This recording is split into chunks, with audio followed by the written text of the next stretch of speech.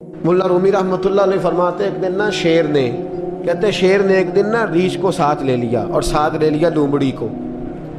اس نے کہا اور شکار کرنے چلے. چلو جی, شیر کی مہربانی ساتھ لے لیا ہے, حالانکہ اس کو کسی کی مدد کی ضرورت ہے, وہ تو بادشاہ ہے, بادشاہ سلامت نے ساتھ لے لیا. شکار کیا 3 چیزوں کا.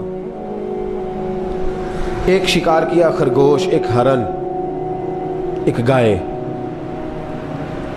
اب وہ شکار کر کے واپس آئے تو وہ جو ریچھ تھا نا ذرا اکڑ اکڑ کے چلنے لگا کہ بادشاہ کے ساتھ میں بھی تھا, یعنی شکار میں میرا بھی حصہ. اور شیر بھی سمجھ گیا بات کو کہ اس کا دماغ خراب ہو رہا ہے, حالانکہ میں نے تو ویسے ہی ساتھ لیا.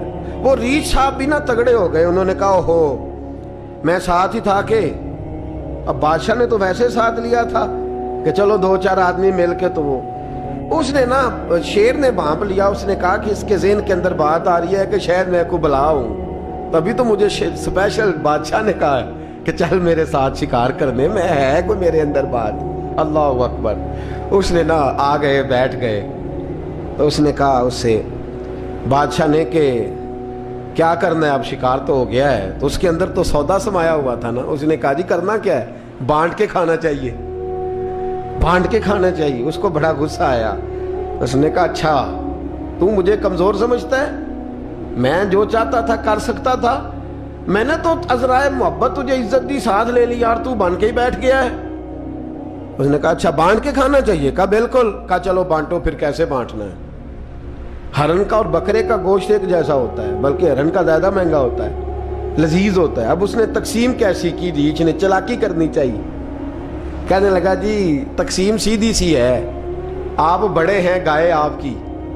3 جانوروں کا شکار ہوا نا, گائے, ہرن اور خرگوش. کہنے لگا آپ بڑے ہیں, گائے آپ کی, میں درمیانہ ہوں تو ہرن میرا, اور لومڑی چھوٹی ہے تو خرگوش لومڑی کا.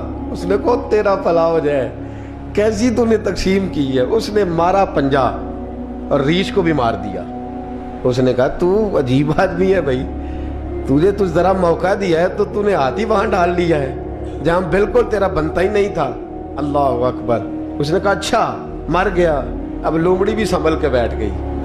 لومڑی ذرا تیز ہے, چلاک ہے.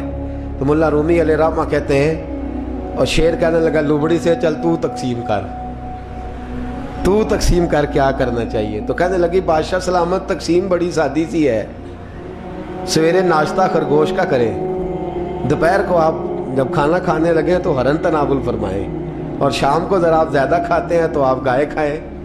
یہی تقسیم ہے. بڑا راضی ہوا شیر. اس نے کہا تو نے یہ تقسیم بڑی اچھی کی ہے, یہ کہاں سے سیکھی ہے؟ کہنے لگی ریچھ کی موت سے سیکھی ہے. یہ ابھی مرا ہے نا میرے سامنے, اس کی موت سے میں نے سیکھی ہے, اس لیے کہ اگر یہ تقسیم نہ کی تو مر میں بھی جاؤں گی. بات تو تفنن کی ہے, ظرافت کی ہے. لیکن ملا رومی کیا فرماتے ہیں؟ وہ فرماتے ہیں دوسروں کی موت سے ہی سیکھ جا.